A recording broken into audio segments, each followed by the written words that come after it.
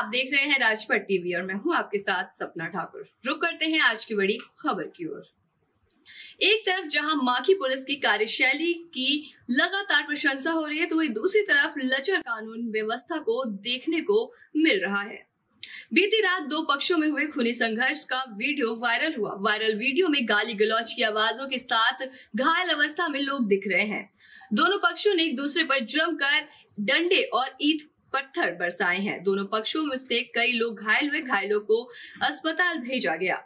वहीं माखी पुलिस हाथ पर हाथ धरकर सत्ताधारियों के दबाव का मजा ले रही है। बीते कुछ दिनों में कई बार यहां पे घटनाएं हो चुकी हैं।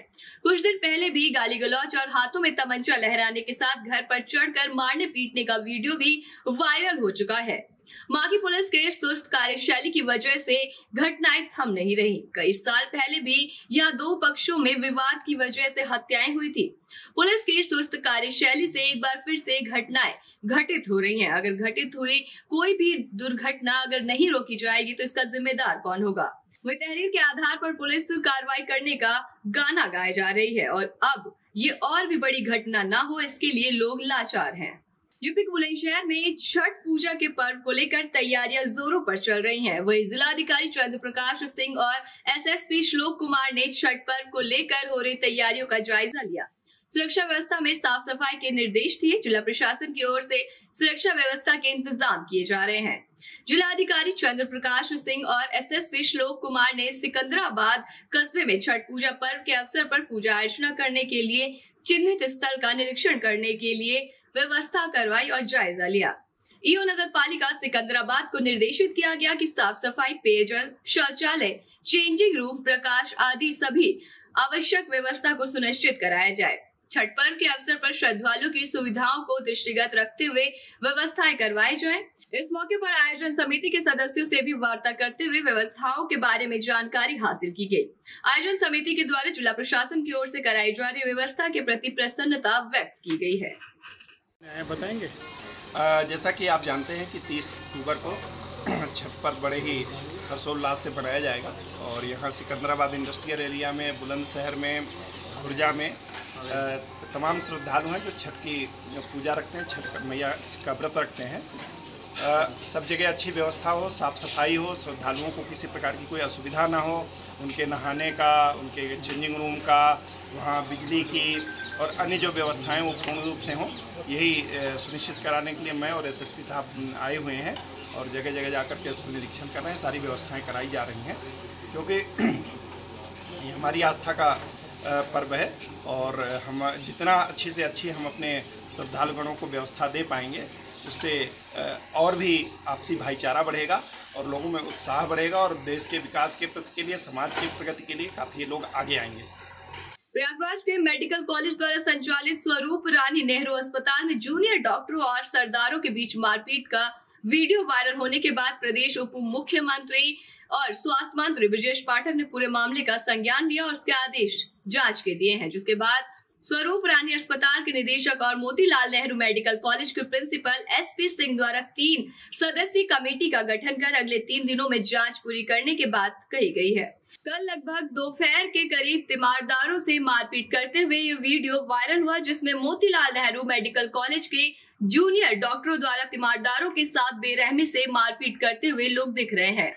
वहीं मार खाने वाले तीमारदारों में गोपालपुर में देहात कोतवाली मिर्जापुर के रहने वाले राजेश मिश्रा शामिल है। इस विषय में जानकारी देते हुए मोतीलाल नेहरू मेडिकल कॉलेज के प्रिंसिपल एसपी सिंह ने कहा कि पूरे मामले को संज्ञान में लेते हुए 3 सदस्यों की कमेटी तैयार की जा रही है, जो कि अगले 3 दिनों में जांच पूरी कर लेगी। इस जांच के बाद दोषी जूनियर डॉक्टरों के खिलाफ कार्रवाई की जाएगी, क्योंकि जिस प्रकार से एक छोटी सी बात पर डॉक्टरों ने मरीजों के साथ मारपीट की है, डॉक्टर समाज के लिए एक विषय है और कथा इस प्रकार से मारपीट करना किसी भी तरीके से सामाजिक और न्यायिक प्रक्रिया के समर्थन में नहीं है। मेरे संज्ञान में आया है कि ऐसी बात हुई है कि आपस में विवाद हुआ है और ये बहुत ही दुखद है और ये हमारे इंस्टीट्यूट के लिए भी गलत खराब बात है कि ये लोगों का हमारे ऊपर विश्वास है और इसी वजह से काफ़ी लोग यहाँ संख्या में मरीज आ रहे हैं, सबको ट्रीटमेंट किया जा रहा है, सब ठीक हो रहे हैं, लेकिन बीच बीच में ये घटनाएं बहुत ही दुखद हैं। ऐसे नहीं होना चाहिए। मैं हमेशा ही आपस में सभी फैकल्टी मेंबर्स को और जूनियर डॉक्टर सभी को मिलकर मैं एक ही बात कहता हूं कि आप सहन शक्ति रखना चाहिए और लोग अगर हमारे विश्वास में हमारे पास आते हैं तो हमको उसी संवेदना के साथ उनके साथ व्यवहार करना चाहिए।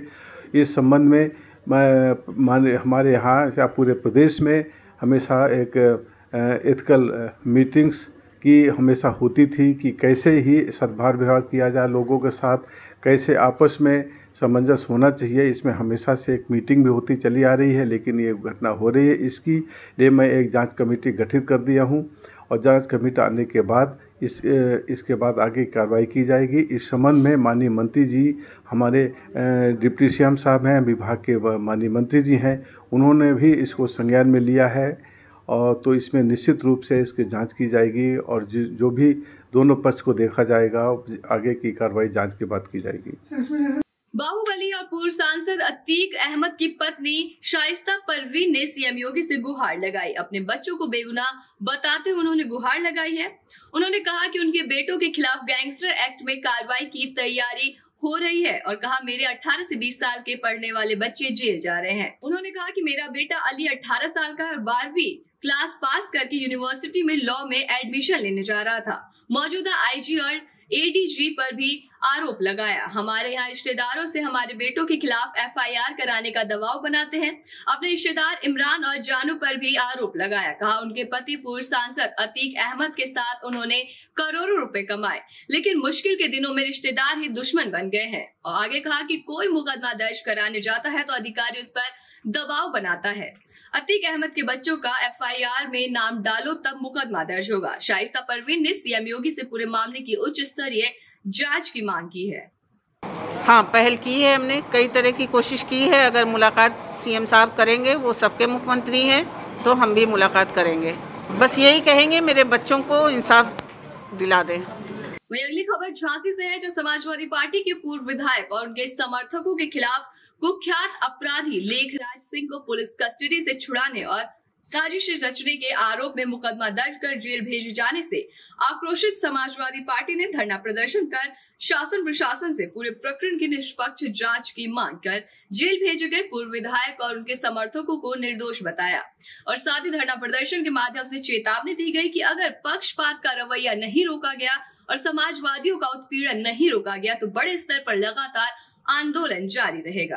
देखिए, पूरे उत्तर प्रदेश के अंदर अराजकता का माहौल है और मैं समझता हूं कि जो लोग इस प्रदेश के लिए न्याय की लड़ाई लड़ने वाले हैं, चाहे वो पत्रकार हों या नेता हों, उन्हें विपक्ष के जो लोग भी संघर्ष के रास्ते अपना रहे हैं, उनको मौजूदा सरकार, भारतीय जनता पार्टी की सरकार, उनको टारगेट कर रही है। मैं समझता हूं कि आप देखिए यहाँ झांसी के अंदर जिस मांग को लेकर आज हम लोग यहाँ धरना प्रदर्शन कर रहे हैं, हमारे पूर्व विधायक दीप नारायण सिंह जी के खिलाफ एक षड्यंत्र बनाकर उन्हें जेल भेजा गया।